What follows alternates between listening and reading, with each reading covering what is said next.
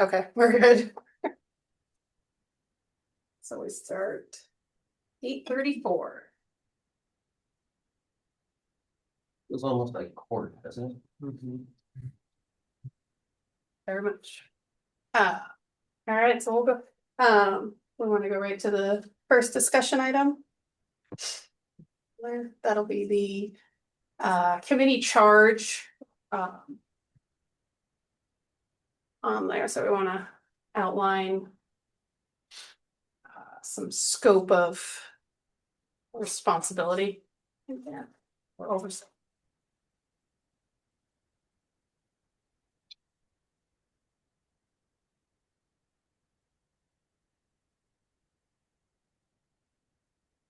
Do you want me to start? Did this awkward silence? Um, Alan, thanks so much for doing this. Just from your conversations with other folks on the board, do you think there's much awareness of the way other community college boards of trustees have organized themselves into committees and structures? I cannot speak for Nancy, but for the rest of them, no, I don't think so. Okay, because we're going to do this as well with policy and finance, of course, has been in place for a while. Without kind of getting too far ahead, what I'm kind of hoping for today's two discussions about our board policy is as we kind of move toward a charge, be somewhat iterative. And the first thing that I think would probably be important was to talk a little bit about, or for us to come up with some language about why we think this is important for the college and the board, sort of in terms of moving things forward. In the back of our mind will be the formal charge, but first, sort of the bigger picture framing. Mhm. So in other words, most boards have focuses on academic student affairs. It's our primary business. It's the best vehicle for more in-depth discussions, planning, blah, blah, blah, blah, blah, blah, blah, blah, blah. And that being kind of general language that we sort of agree on.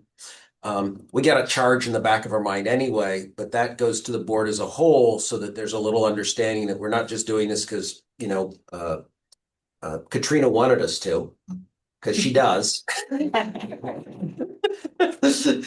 you do, don't you? No, I like the committees. Yeah, you see, she wants the Yeah. committees, and it's not because we do want to make Katrina very, very happy, but we want legacy kind of understanding for folks so that when we get new Board of Trustees members and understands that sort of like, yep, it's better practice. It's the kind of stuff that Michael Knapp would have suggested, and it also gives us a better forum to look at the primary business of the college, so to speak. Absolutely. In my experience, certainly in this century, there has not been an active committee structure. So it's not like we're fixing something that could need some tweaking.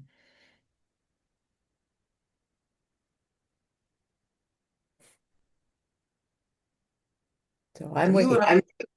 We have not had a conversation. Hi, Miss Ellen. It's Carrie. It's nice to meet you. You guys should change for a minute. We're gonna go hang out. I'm gonna come to visit you. Going to Treasure I'll Island. stay in St. Pete, and I'll take a boat out to visit. Work. It's all for work.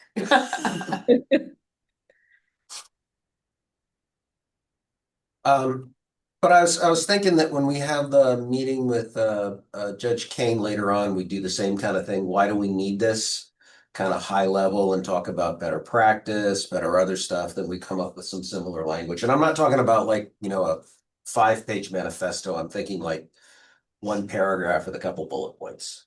Does that make sense? Yeah. Sure. I'm not suggesting in any way that the board was negligent. We actually had a president who worked with the president of the board to say that the board would be a committee of the whole, that there would be no committees, and therefore It didn't, there weren't, it just, that did not exist. So let's go make one. Ellen, in my prior life as a provost somewhere else, I was liaison to the Academic and Student Affairs Committee of our Board of Trustees in Pennsylvania. And it was incredibly helpful internally, but also in guiding the institution towards effective reporting, using data for planning around resources, especially keeping a really clear eye on programs, program health. It's where we would report out program review findings and goals. It's where we would talk about the introduction of new programs before they really moved into something that was more solid. So it was an opportunity to make sure that all of the academic and student affairs, curricular and co-curricular initiatives and programs aligned with the mission of the institution, capacity, but also vision and reach, so that we didn't just sort of maintain, but we kept looking down the pike at least 5 to 10 years out as to who we were as an institution, and making sure that we were continuously evolving, but doing so in a way that was, I would say, reasonable, but also restless. So it was really, really helpful for the institution, this particular committee of the board. Absolutely. You don't need to convince me.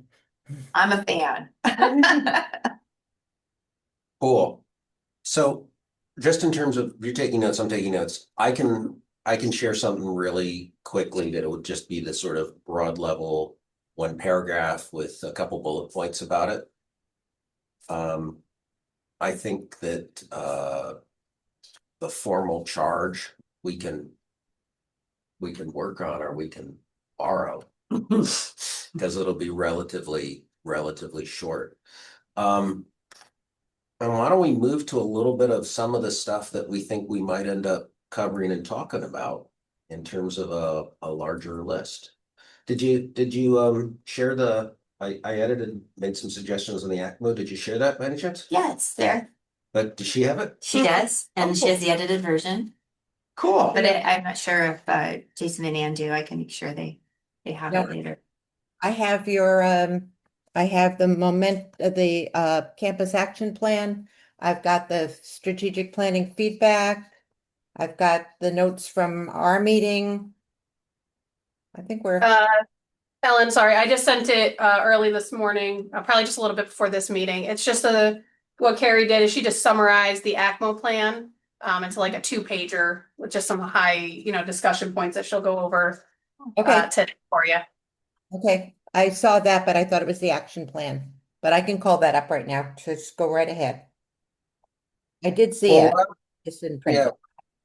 What I was gonna say, and I don't know how much you're aware of it, Ellen, is to give you an idea of kind of like how we're currently organized. I wouldn't say structured, but organized in terms of student success and enrollment and all those various pieces. And then you get an idea of sort of like all the various work, and then we can share a little bit about some of the next steps that are going on, and really central to a lot of those, because it's going to be so visible, is the academic momentum plan.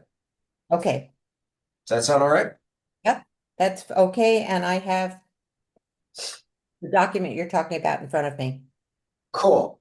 So before we get to academic momentum, just a little bit of history before Carrie joined us and where we are now. We've organized an ongoing enrollment management committee that brings together a host of different initiatives that speak to the needs of different programs and different types of students. They don't all formally report in the on a pyramid org chart to Stacy, but Stacy has been the central point to organize and pull those together, because they involve academic, administrative, and other initiatives. Mhm. And I'll turn it over to her to give you an idea of like a little bit about the meeting cadence, the structure, and the kind of initiatives that have gone on with that. So, good morning again. Hi, Stacy. How are you? I'm good, and it's good to see you. Good to see you. So we meet weekly, and the group has IR, we have financial aid, VP of Administrative Services, academics, and then we have a host of folks, admissions, and a host of folks who are committee members of different initiatives, like college and high school, first year experience, workforce, transfer, First year experience. first year experience, yes, first year experience. So we all get together, adult learners of the all program. So we get together and we talk about what's happening in those initiatives, what's happening in the committee meetings as they are separate from enrollment management. We talk about the numbers every week, students' persistence, their retention. And now we're working on different areas where we need to come together and make sure that the data that we have will help lead the committees in how we make decisions about the committees. Okay. And It's- then, Go ahead. ahead. I was just gonna say it sounds exceedingly ambitious, not undoable, but ambitious to get your finger on the pulse of basically all the barriers. Right. Okay. So that's what we are working on. And as a matter of fact, next week we have a retreat with all of the EM members to kind of discuss just those things, the barriers, where we see ourselves for the spring and for the summer, what kind of initiatives that we're going to run to make sure we're ready for fall 2026. Great. And with that kind of organization in place, but still no formal targets, it's not like we've said for adult learners, we have 126 and we want to get to 146 through these specific things. Because as we've organized, SUNY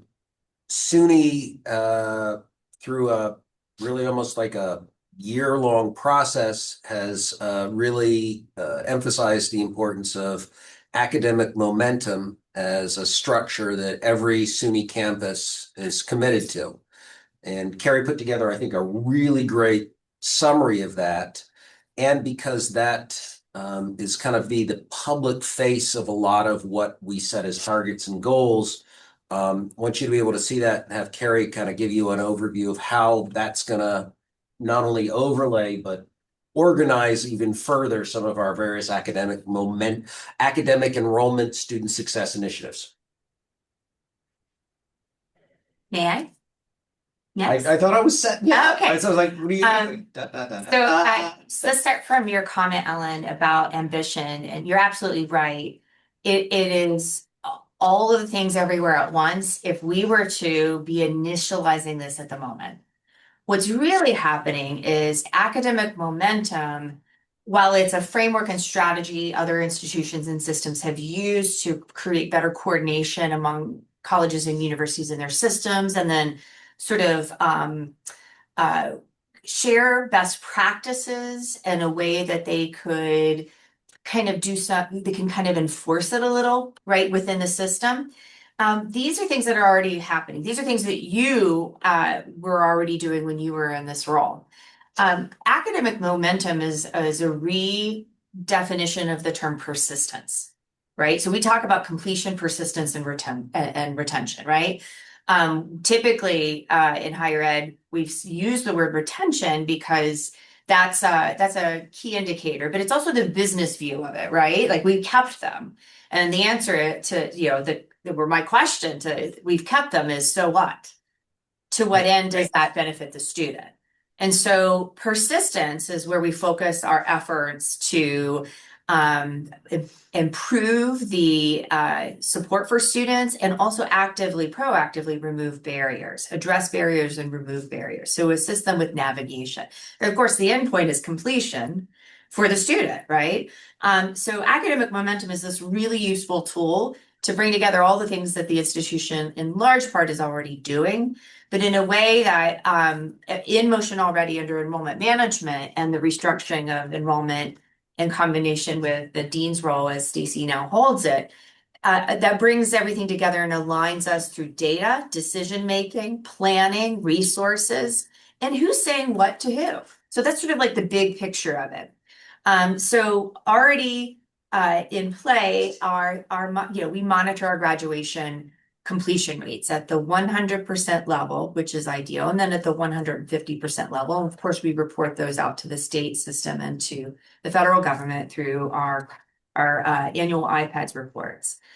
The system and the research behind the framework for academic momentum says, completing 30 credits in that first year is essential. That's a practice that comes from financial aid,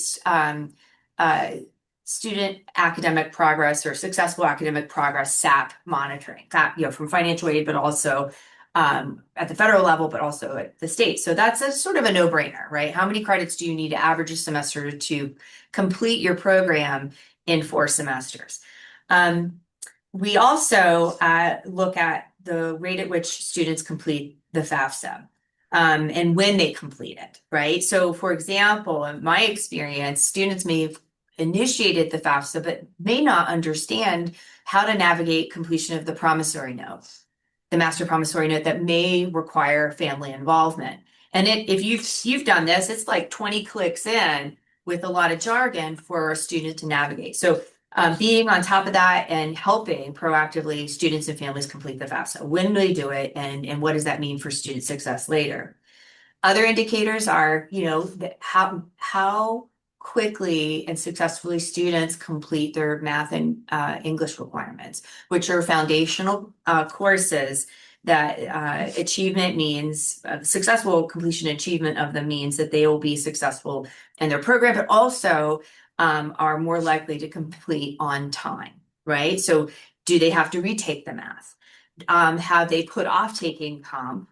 And if they've put it off, what does that mean for their success in a biology course in terms of writing lab reports, all the things that you know. The strategic pathways, which we would say advising and academic and program planning for students. How do we do that? And what are our touch points for those students in advising, and who's engaging in those touch points? We have an interesting model here where we have professional advisors and faculty advisors, and that's a superpower. Are we training both cohorts of advisors to sort of do the same thing and use the same shared best practices? And where are the gaps when there's a handoff from one group to the other, right? And how can we better support them? So improving our advising system and making sure, instead of looking at faculty versus professional staff advisors, we're actually looking at the student holistically in what we call the student life cycle, from before they're a student, so they're prospective, to when maybe they're in college in the high school, or maybe they start as a first-time freshman with us, or maybe when they're a transfer student, to as they move through our system, to when they graduate, and then what do they do next? So as alumni and careers, right? The whole, I always like to think of it, once you're on our radar, you're ours forever. We're going to be like a fungus. We're going to stick to you and care for you in a positive way. I'm a vegetarian. To be there and be aware of you. But there's a stick-to-itiveness or stickiness to that relationship that has to be relational, meaningful, genuine, and really student-centered at whatever moment they are in that life cycle.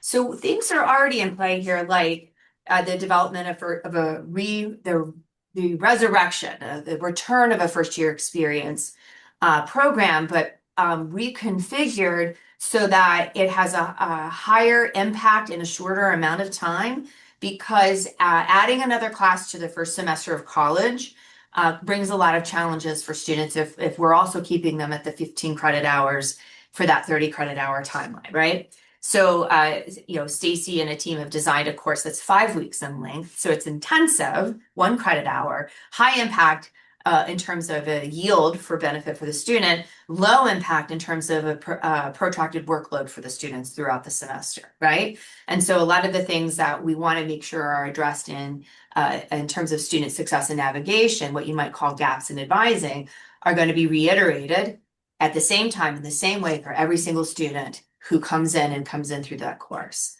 They've already redesigned our course schedule so that we're in block schedules that improve the students' ability to plan, that also allow students to have a better ability to time manage and navigate where they are in the program, but also helps us make sure that we're not competing with those opportunities students need to either explore electives that enhance their major or to retake courses.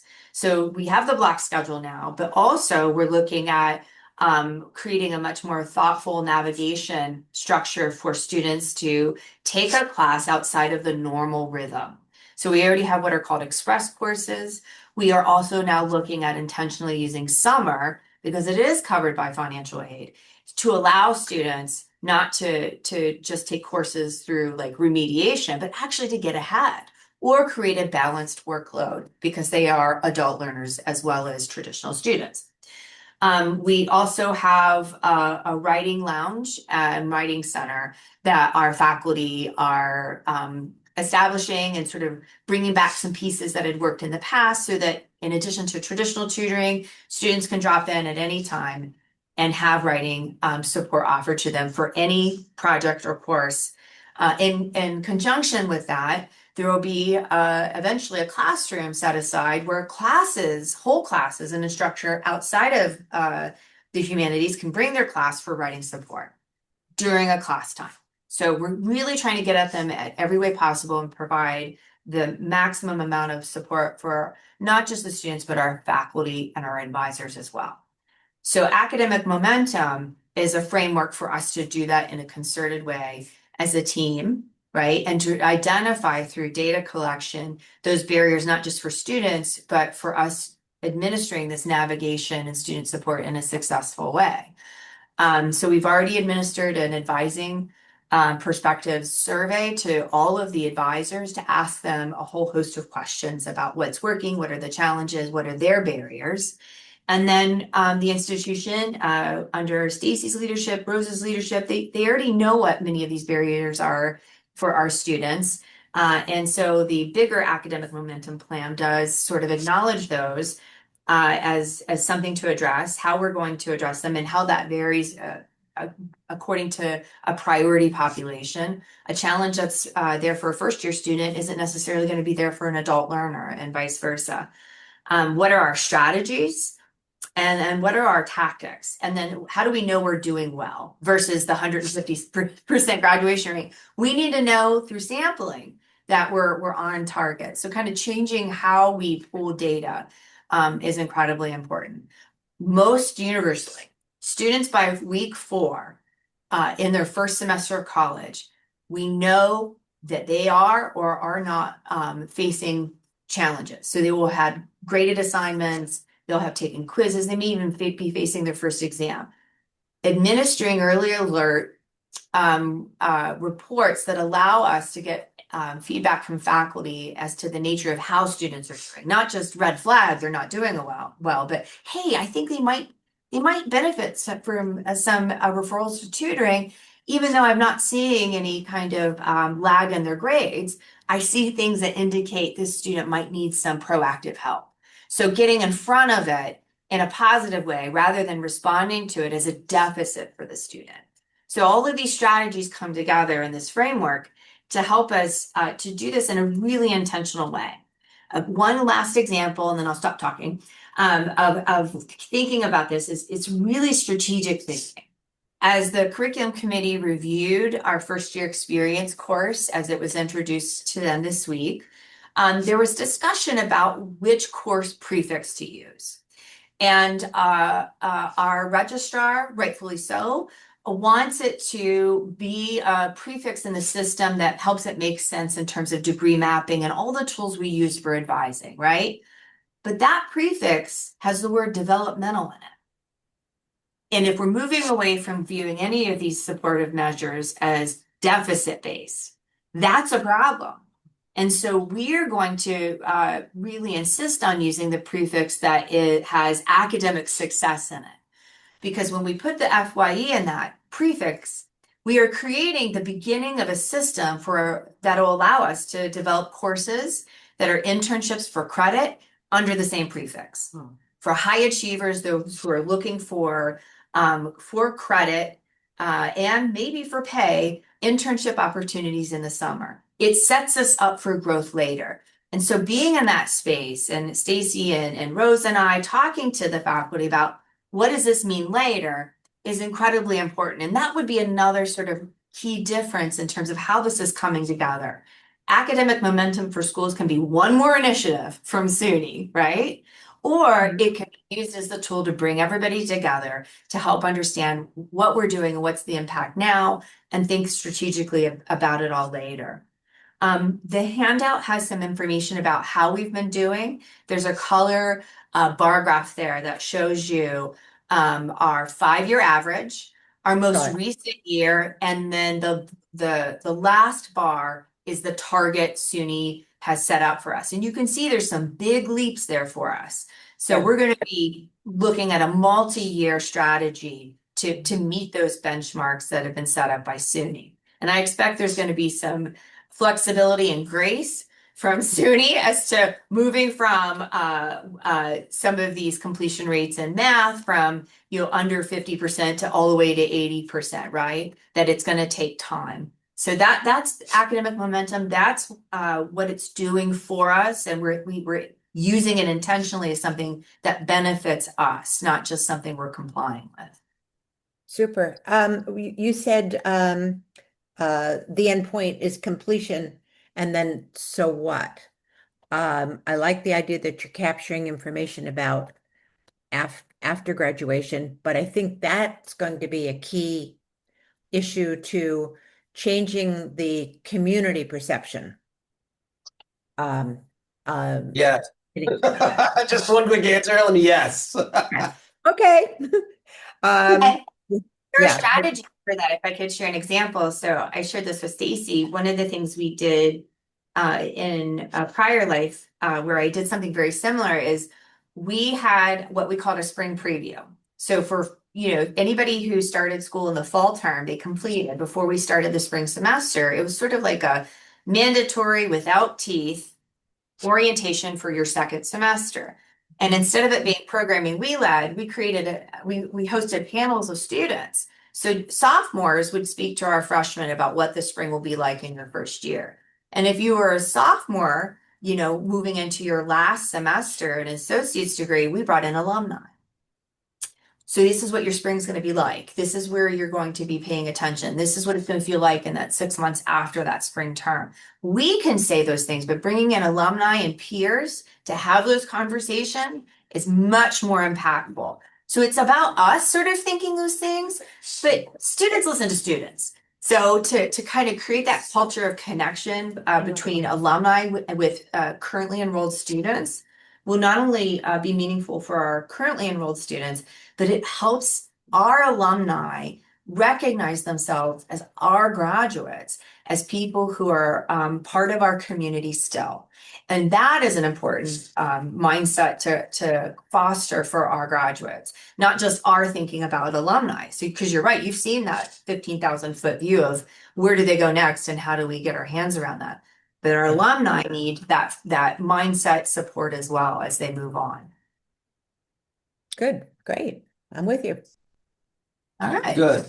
So the way I've been thinking about this committee sort of going forward and how we could be helpful is, first, that's kind of like the big picture overview of how the college is organizing itself, and we're trying to develop new and different structures and mechanisms. So at a kind of a high college level, there's a way in which not only we can set targets, we can also allocate resources and think about big picture across the board for all students in a way that holds us accountable. If we go to students, just don't come, as you know this, to the college just to go to the college. They come to the college for programs because the experience for individual programs is different. And we have some data, I don't know if you've got it or not, but about the overall, we have 40 programs at this point, and some have lots of enrollment, some have less enrollment, some have pretty good completion, some have not so good completion. And we've got some really wonderful entrepreneurial faculty who have some good ideas about new ones that we're not rushing to at this point. One of the things, as we've got this big picture, is the college has to start looking at evaluating, supporting, and really investing in tending to individual program health in new and different ways. And because that's scary, because some programs have very, very few students, some programs have like beloved for a lot of reasons. You know this all too well, that just that process of looking at programs and evaluating tending. I like the garden metaphor. You know, you gotta prune, you have to water, you have to make sure everybody gets sunshine, but you don't do the exact same thing and think it all remains the same because it's always dynamic. I think as we embark on that in a more regular way, it would be really, really helpful for the college to have not only board awareness, but a board sense of expectations about how we tend that program garden, so to speak. And it isn't just we're deciding we're going to look at everything all at once, but rather we're going to focus either, on high cost programs, low cost programs, programs for people in the county, programs for health. We're going to have to figure out some way with board interest about how we selectively evaluate, look at, and look at resources. Because just about every program, I think, and the people who lead them would say, if we had better marketing, if we had more faculty, if we had more space, if we had more this, that, and something else, we'd grow. And we don't have the resources for it. Well, yeah, and I'm aware of some of the under-enrolled programs that are in jeopardy or have needs. But I'm curious about to what extent are we working with perhaps like the Department of Labor to predict needs in the state and the county that reinforces student success after they leave. We could have a program full of accountants, but if there wasn't a need, they're not going to be successful on the other end. So I'm just kind of have an interest in Well, it's great. And with what we've done with workforce and in a few programs, there's really clear and ongoing analysis. And you look at our healthcare programs, there's, I think, really solid connections. absolutely. We don't have good data on transfer. If you think about transfer and which programs we're encouraging students to transfer to, and there's an increased awareness of it, but we don't have that. And we have neither supported nor asked for that kind of structure at the program level across all programs. So this is one where I wanted to talk about it before we sort of jump in and issued, you got to do X or we want you to do Y, to get a sense of, there's so many things going on and so many initiatives. We don't want to start going too deep in terms of program evaluation, program support, program resource allocation without a kind of high level discussion. Because it's a hard thing to do, and I think it's more important that we do it thoughtfully and well than we just say we're doing it. Mhm. Some other like strategic approaches would include, and this is something I'll do throughout this year, is that visit all of the receiving institutions that we know through experience from our advisors and our conversations with students, and work with the faculty and leadership at those institutions program by program to build articulation agreements that are regularly refreshed, but they guarantee the transfer in. But also, and I did this as a receiving institution at the Art College in Pennsylvania. I went to 11 community colleges, program by program, and worked hard to align their courses with my institutions, that did things like created opportunities for the faculty at both institutions to be seen together as colleagues. So hosting exhibitions together, sending, now this, this is something we might not be able to do here, but sending them to go have a dinner together somewhere. So that they started recognizing each other, and we could get around those get to the root cause of some of the challenges for transfer certain classes. So for example, there's a lot of resistance around transferring in certain classes that are seen as not rigorous enough, maybe in the sciences or in the humanities, think of history courses. It's really about job protection for those faculty in the receiving institutions, because those are often programs that are under enrollment pressure themselves.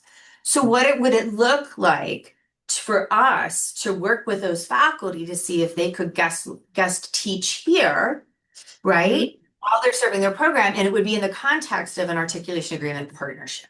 So thinking about how to really create meaningful connections between the faculty in these programs, as well as our registrars and our advisors, rather than letting it be like a systems operation, transcript, and application relationship, right?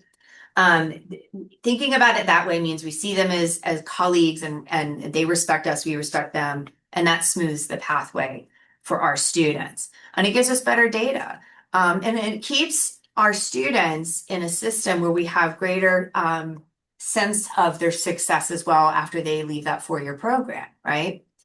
Another thing we can do, there's an inclination to think, I just need to create this program so that the student can be successful in the next program. That's not always the case. I was an art historian that trained no art historians because I thought that would be a problem.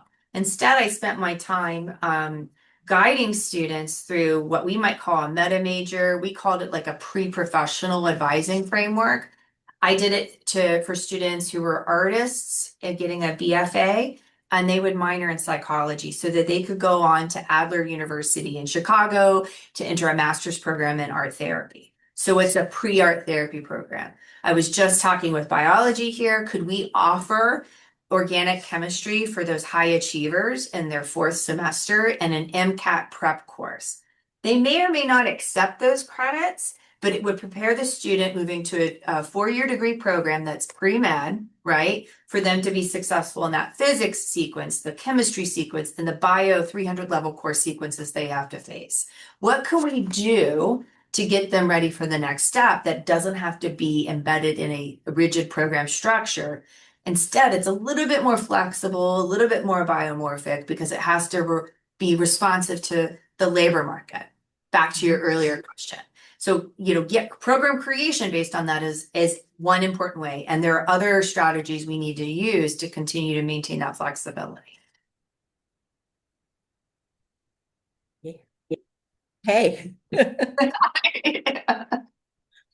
what do you need from me? Oh, Well, part of this is a little bit as we develop some plans, the board's understanding and blessing, and some prioritization, because we're as you know, the bench is thin here, and we're not going to do everything all at once. We're going to try to figure out where and how we're going to have the best impact and the best use of resources. The college builds these muscles. SUNY has no trouble saying, we want you to do A, we want you to do B, we want you to do C, and it's an unfunded mandate, or here's $5,000, now you have to go do it, which is lovely for SUNY, and Chancellor King's a great leader, and he has tremendous press and all the rest of it. For SUNY Sullivan, we have to figure out a little bit more about where and how we have capacity and the structures around to do some of this work and where we don't. And at least from my perspective, and this is why I'm so glad Carrie's here, but also everyone else is around involved, the liberal arts transfer is our largest sort of overall degree, but it's the hardest to unpack. mm-hmm. And you lived with this too. And students coming in with more intentionality still don't know what they don't know in terms of where to go. The if a student has a clear direction and you start with the end in mind, it's a whole lot easier to do all of the structures, all of the advising. I think for us, this is one of the things I'm sort of wrestling with, and sort of my ask of the college and as the board is, where and how and when are we going to be ready to start unpacking that really big liberal arts transfer without the data, all the rest of it? Or should we start doing that sooner? Or do we focus a little bit more on the programs that have clear outcomes, clear direction? Because students who say, I'm really interested in business, they may not know what business education is, but we kind of know what business education is. It's got a different vibe than, I'm going to go transfer and I really like New Paltz. Right. Right. And I've heard many, especially, I'm getting feedback, especially students who have been the student trustee say, I'm a psychology major, or I'm going to get my accounting degree and be a CPA. And they have these big, big goals. And I think to myself, but we don't have psychology as a major. You're a liberal arts major. So we have first time students don't know how it works. That's one of my concerns is how does college work? Why are you here 3 times a week? Just understanding how many hours and for per credit. I just think the more they know about the structure and what we offer, the whole of I used to say when I was advising, the catalog is like a Sears catalog. You can have anything in this book that you want, but you have to know, now it's not a book, of course, but you have to know what we offer to begin with. Before you can, I don't want you graduating, walking across the stage, and the guy behind you got a degree in culinary arts, and you go, I didn't know we had that. There's a moment, I think, when they come that our students really don't know, like, I'm here, but I don't know what I got myself into. Your point is well taken. And one of the things I think to do in the example of the statement, I'm a psychology major, is to harness that. And so back to the concentrations electives idea. The college has already started emphasizing advisory councils for each program. If we were to have a couple of versions of that for liberal arts, and it would include psychology faculty at receiving institutions on that advisory council, then we could start tying those things together without costing the student of the need to say, I'm becoming, I am. Because that's how we create value and identity in American culture, is what we do for a living. And how do we do that for the students who are in liberal arts, who are kind of, because of the structure, don't have the ability to make those declarative statements. But can we do it? And I think we can, with this idea of, bringing in the right folks to help us in the advisory committees by program. And that helps us with that handoff or the connection, but also legitimizing those statements. And then also encouraging them to explore just a little bit with an elective here and there, so they understand what else is here, right? So it's not too late to explore that in the next step.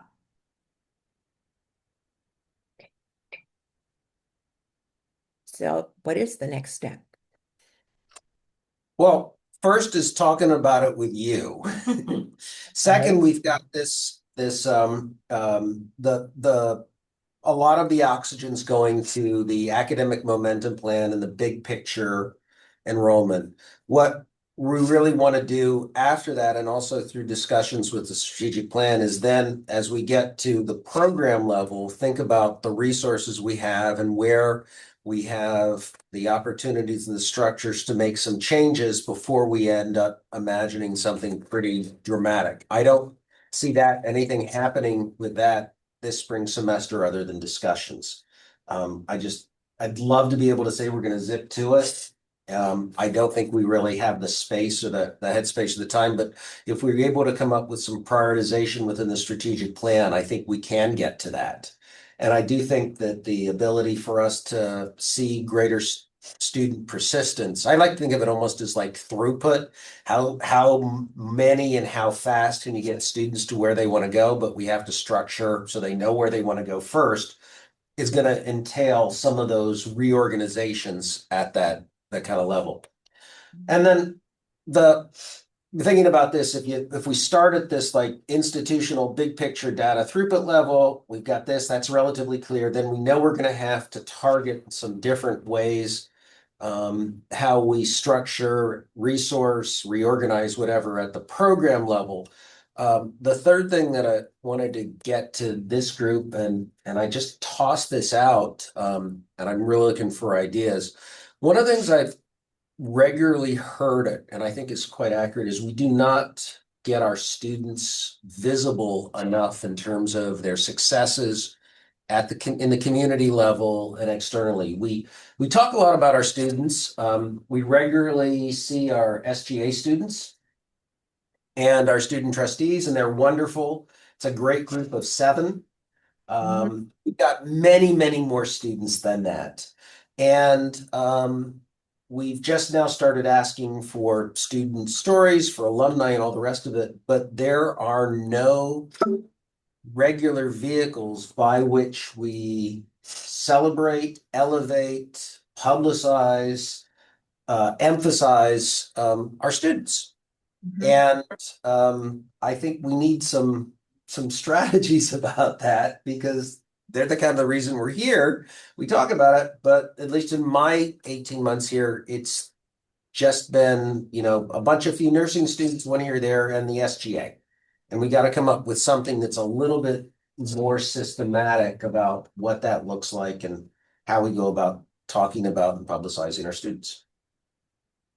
Well, the one vehicle in Sullivan County that reaches, I think, the most people is the Sullivan County Democrat. Fred Stabbert is no longer the editor, but he is, he still owns it. And he was on our board for many years, and he's very supportive of the college. Dan Hoost, who is at the County Government Center in the legislator's office, is the last editor of the Democrat that I knew.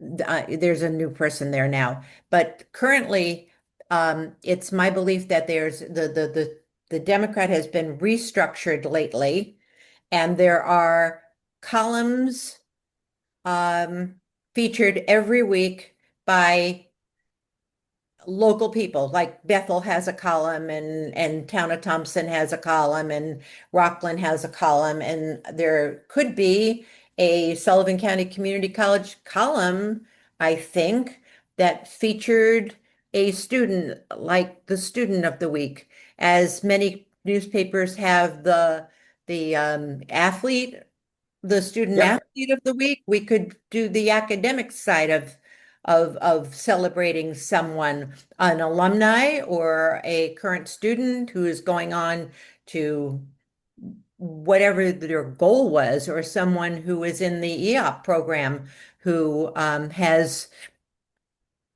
made it past insurmountable odds to become a college student. I mean, you could pick and choose ways to celebrate a person without them having to have graduated already. But that might be a first step. I don't know.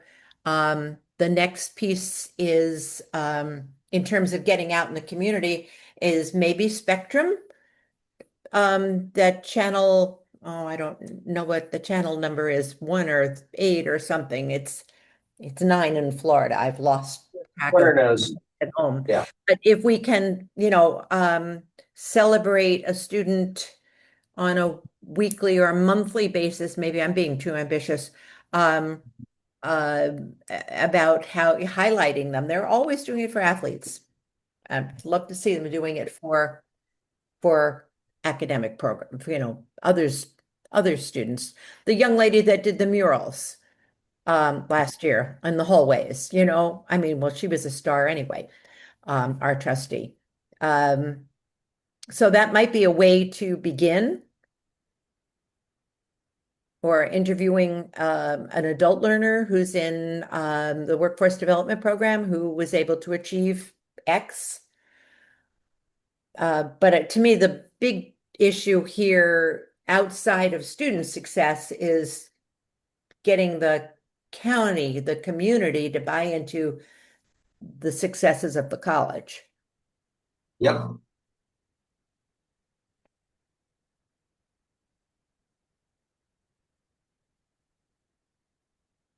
I mean, we do get a section of in the Democrat from maybe once or twice a year where they celebrate schools, but why not have a bigger presence than that?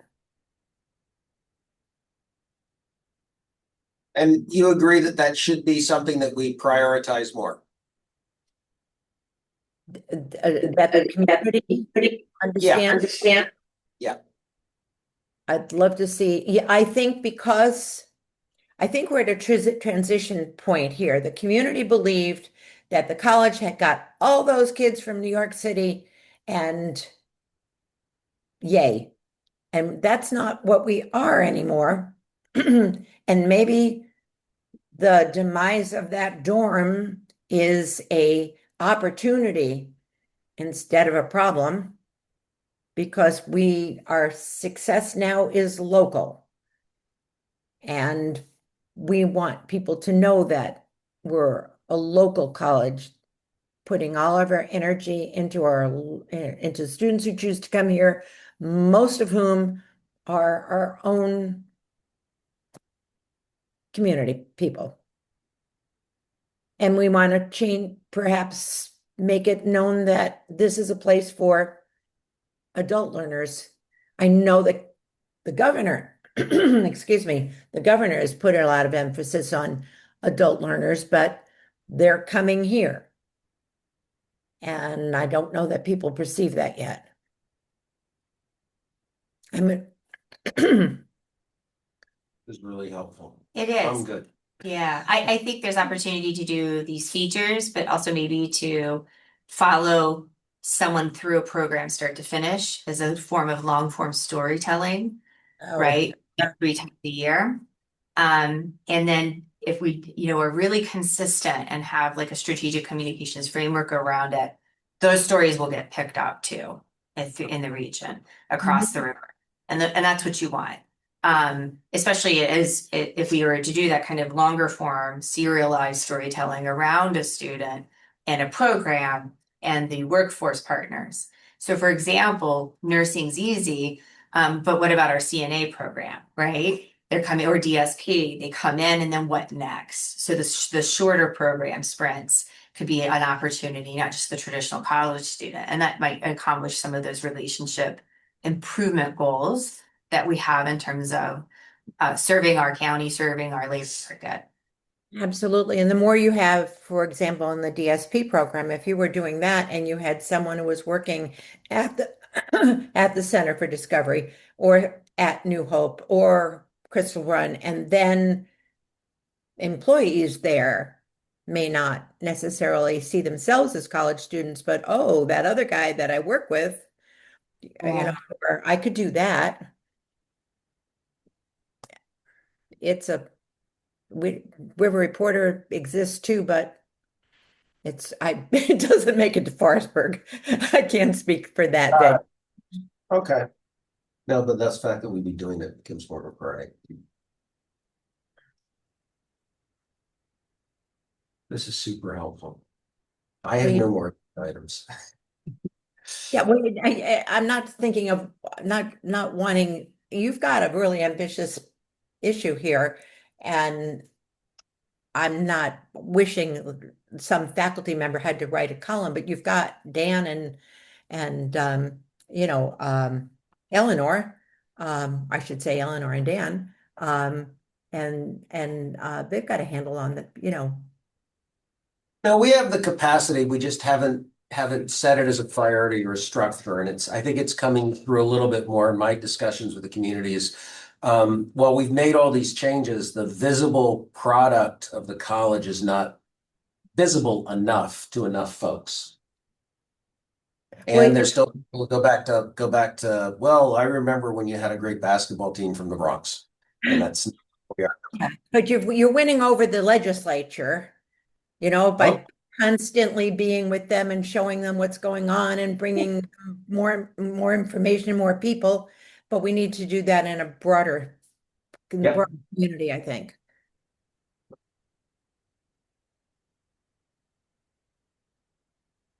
So stepping back, I got to do a little draft. There'll be a paragraph and a couple of bullet points that I'll be sharing that we be not formal or anything, but about the need for the committee that we want to get on the same page with. We'll edit or whatever before we end up talking about a mission.